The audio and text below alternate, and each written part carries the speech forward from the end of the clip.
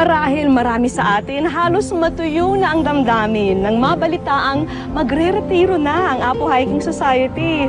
Hindi na ba talaga natin maririnig ang awit ng barkada? Ang panalangin ng batang si Charlene, sana makilala na niya ang kanyang mga idolo kahit batang-bata pa siya.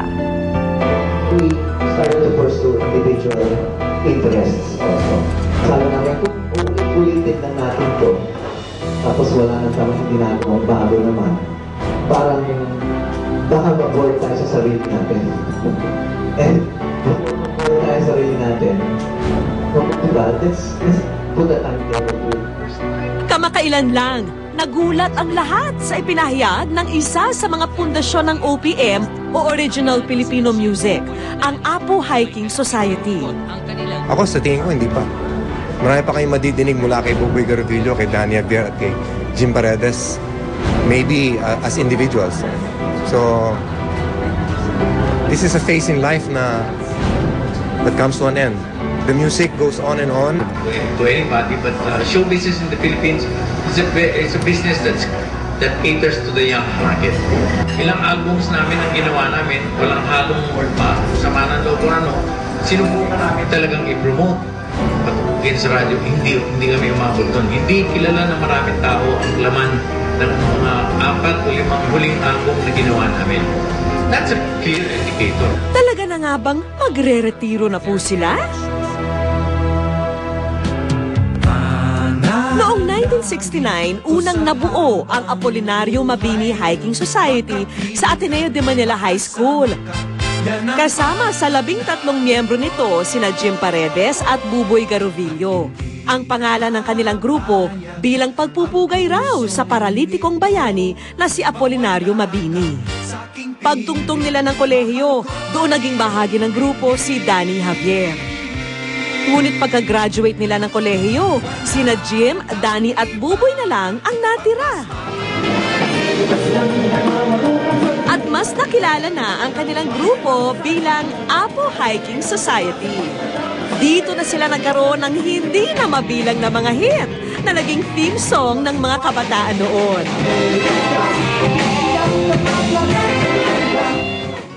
Pero matapos makagawa ng 22 album sa loob ng 3 dekada, ika nga ng Apo, kung gusto mo, gusto ko pa. Kaso, wala na raw nakikinig sa awit ng barkada. You'll have to end it somewhere. Sa akin, the 40 years was an opportunity to end it in a blaze of glory. Kaya nagtanong kami sa mga bata, tunay bang lumang tugtugin na para sa kanila ang Apo? Alam mo ba yung kantang yan? Hindi po.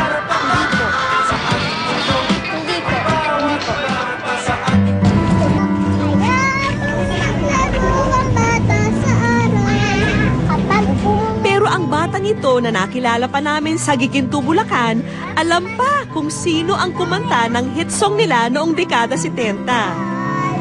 Apo Hiking Society. Yung boses po nila napakaganda. Tas pogi po nila. Bawat bata sa ating mundo.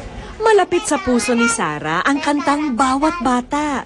Ito raw kasi ang naging madalas niyang katahin sa mga singing contest. Ano po, ang mga bata po ay may mga pangalan tas pangarap. Naniniwala ka doon?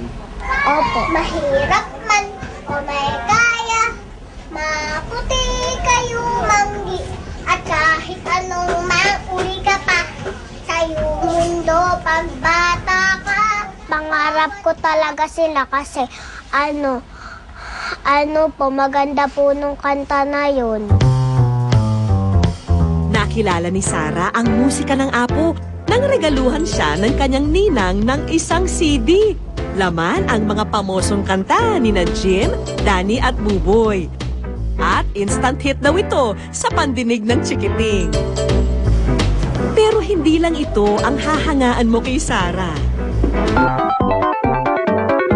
Mabait siyang bata, active. Sa katunayan, nung Linggo ng Wika, siyang isa sa lumaban dito sa buong eskwelahan. Siya ang napili ko at siya ay lumaban sa district, sa Bonggi Ginto. 14 na bata sila. Salamat po kay Lord dahil natalo ko po sila. Bakit ka umiiyak? Bulaklak. Dahil kung hindi man daw siya swertihin sa singing career niya, may plan B na agad siya. Ito po magiging singer tapos kaya lang po gusto pong magiging teacher pero gusto ko rin pong magiging singer.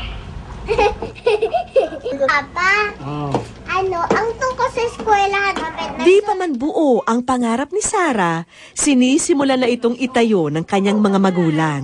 Lalo pat si Sarah ay unika iha. I love you to Mama at Papa dahil minahal niyo ko ng buong I love you. Papasalamat talaga ako kasi kahit isa yung anak ko, talagang binigay niya nandun na lahat sa kanya yung talent. Si Tatay Pedi ang madalas na makasama ni Sarah. Nangangamuhan kasi si Nanay Lydia. Masakit man sa ina na mag-alaga ng pamilyang hindi kanya, tuloy lang siya sa pagkayod. Maigapang lang sa pag-aaral at wastong pagkain ang anak. Kung nga sana, papasok ang asawa ko ng trabaho para lang, kumbaga ako na lang yung mag-stay sa bahay. Mas maasikaso ko pa siya. Saka siya rin, gusto niya rin ganun. Kaya lang wala talaga siyang mapasukan. Yun ang pinakamahirap. Ngayon pa lamang, nagugustuhan ni Sarah ang mga kanta ng Apo. Pero nakarating sa kanyang magre-retiro na pala ang paborito niyang grupo. Kaya ito ang naging panalangin niya. Kuya Buboy, Kuya Jean, Kuya Danny, di ba po hindi na po kayo kakanta? Ako na lang po. Gusto ko po kayong makita. Sana po makita ko po kayo.